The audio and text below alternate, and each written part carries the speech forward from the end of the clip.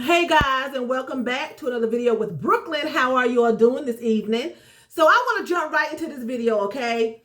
I seen an interview with Caitlyn Jenner, Kim Kardashian's stepfather, I believe he was, right? And he had an interview with a guy and he was emotional. Caitlyn was saying that she hopes that or wondered would God allow her into the kingdom, seeing that she had made the transformation. And she was emotional. So I felt as though, her spirit was being tugged at. Her heart was being tugged at by God because she was emotional. But she said that she felt that she would make it in and she hoped she could make it in because of her good works, okay? And if you are a Christian and you follow the Bible, okay, if you don't follow the Bible, then this is not for you and you don't have to accept it. I'm just trying to answer Caitlyn's question because she felt like she can get into heaven just by her good works, as long as she was a good person and wasn't hurting anyone. We have to remember that God doesn't look at your outward appearance. He doesn't go by your works. He goes by your heart, because people can do good works but be evil on the inside. You have people that will feed the homeless. They will take in strays. They will go to the soup line and feed the people on the soup line. They will donate blood, but they are evil on the inside. Their actions can fool you. That's why God looks at the inner man. He doesn't care about the outside. He doesn't care what you've done to the body on the outside, because the body, the flesh, is going back to dust. He deals with the spirit man because God is a spirit. Okay? The flesh is an enemy to God. So I took some notes here and I'm going to read them, and I'm going to try not to make this video very lengthy, okay? So Caitlyn feels as though she can make it into heaven, hopefully on her good works, okay? Ephesians 2:8-9 reads, "For by grace ye are saved through faith, and that not of yourselves. It is the gift of God, not of works, lest any man boast." Okay, that's the King James Version. What it's saying is you are saved by grace and by faith, not by what you do. So this way you can't boast about what you do. You can't boast and brag about the good works that you've done. Oh, I fed someone on this food line. I went to the shelter and I gave out blankets. You can't brag about it. It's not about your good works. It says that it's by grace ye are saved through faith, and that not of yourselves. It's a gift, not something that you do. God is giving you a gift to be saved, okay? It's not of works, lest any man boast. That's Ephesians 2:8-9, okay? Flesh is an enemy to God. God does not look at the flesh. He doesn't care about the fleshly acts of what you do. That's not going to make, you're not going to get in. It says here, Romans 8:7, "The mind governed by the flesh is hostile to God. It does not submit to God's laws, nor can it do so." Flesh goes against God. If God says don't do this, the flesh is going to do that. If God says don't kill, the flesh is going to, you're going to kill somebody. If he says don't steal, your flesh is going to want to steal. It's an enemy to God. The flesh cannot do right. It's a struggle every day. Even if you are saved, even if you are a Christian and you are trying to do right, you sin every day. The flesh cannot behave. It does not do what it's supposed to do. It's just not going to. Okay? Now, a lot of churches are allowing, same-sex marriages now. There's a lot of pastors and ministers and choir directors that participate in same-sex relationships. You have the priests in the Catholic churches, participating in, molestation of little boys, and you have the nuns molesting the little girls and things like that, and a lot of churches are now accepting it, and they are saying that God has now accepted it and it's okay to be in these positions and to do these things, okay? Now, I'm not judging anyone and I'm not downing anyone. I'm just trying to answer Caitlyn's question. I have friends that are in same-sex relationships. I don't judge them. If they ask me a question, I give it to them, but I don't push anything. So I'm not trying to offend anyone. That is not my intention at all. But it says in Leviticus 18:22, thou shalt not lie with mankind as with womankind.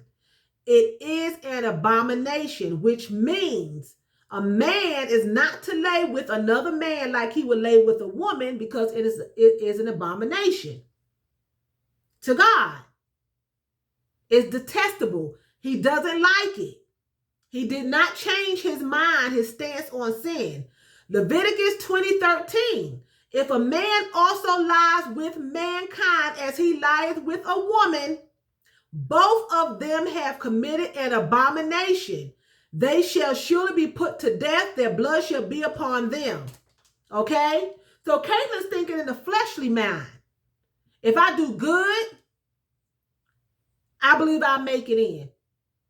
He's not thinking I have to stop this willful, sinful act. I can continue to do this, but I can be a good person.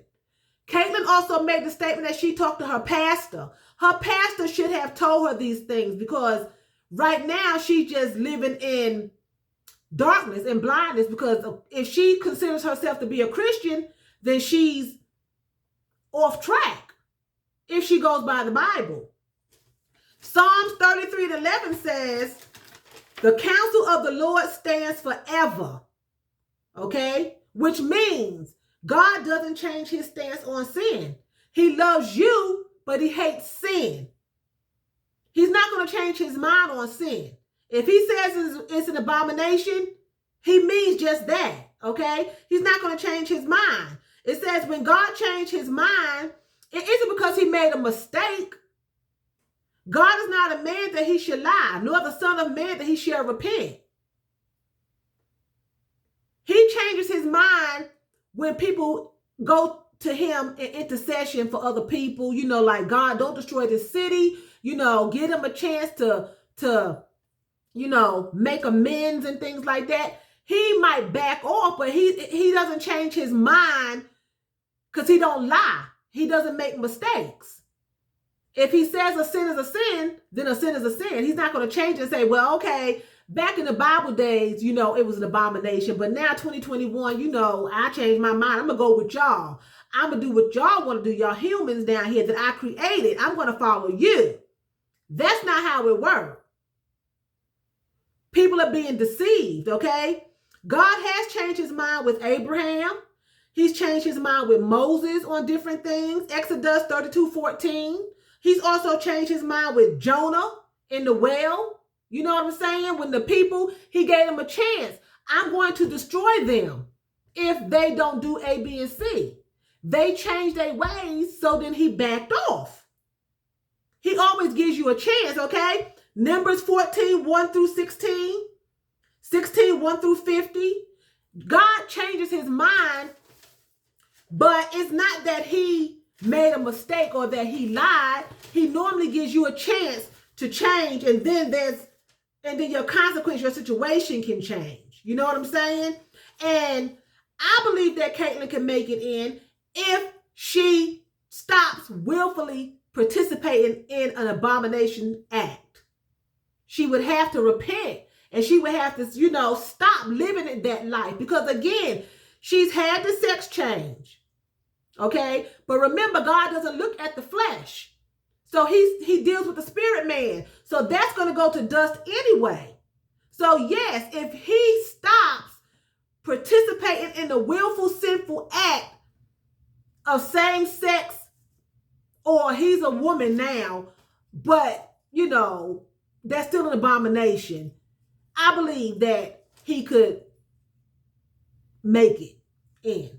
I believe that, because the flesh is going back to dust, and God deals with the spirit man. And if you're repentful and you're sorry and you stop participating in willful, sinful acts, you can be forgiven, because you have to remember, murder If someone sexually assaults someone, adultery, stealing, racism, hate, those sins all equal the same. Not one sin is worse than the other as far as God's concerned. Hell's going to hold them all. Doesn't matter. Child molestation, animal abuse, it's all going to go into the same pit of fire. It's all going to go to that same pit of fire. We have all sinned. There is no sin greater than the other. Okay? Hell holds sin the same, and God looks at sin the same. God doesn't change his mind about the consequence of the sin. He allows you to change your behavior, and then your outcome will change. So it's not really like God is changing his mind. He gives us a chance to rectify what we're doing. And then the outcome is what changes. It's not that he changes his mind. He gives us the chance to change our mind. And I believe that Caitlyn can make it in if Caitlyn repents and changes. He may have to live, or she may have to live the rest of her life by herself. You know what I'm saying? But she would not be able to participate in that action, because just because she changed her outward appearance, God still looks at as Caitlyn as a man. That spirit is a man. You can change your outward, but you're still a man.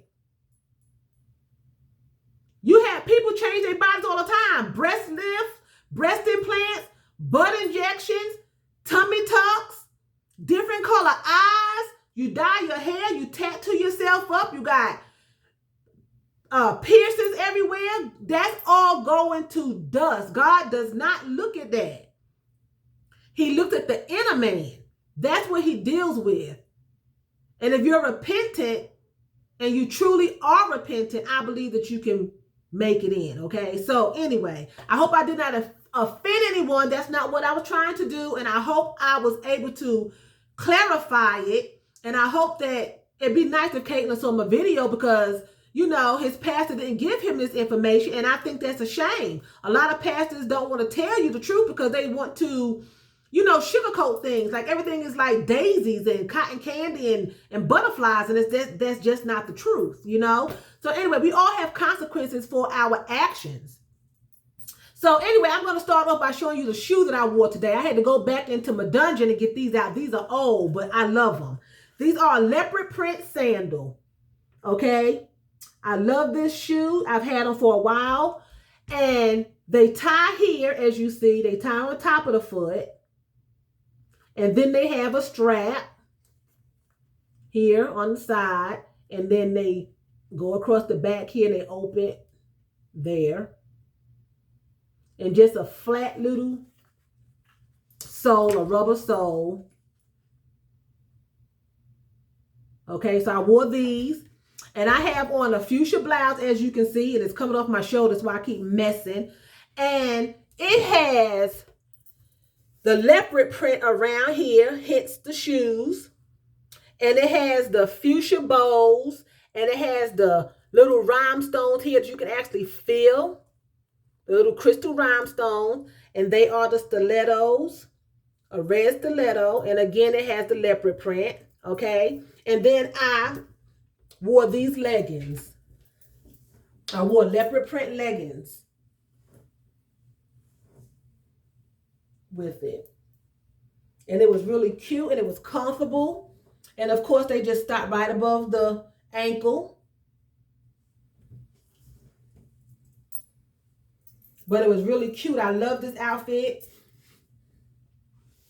And the shoes are just so comfortable.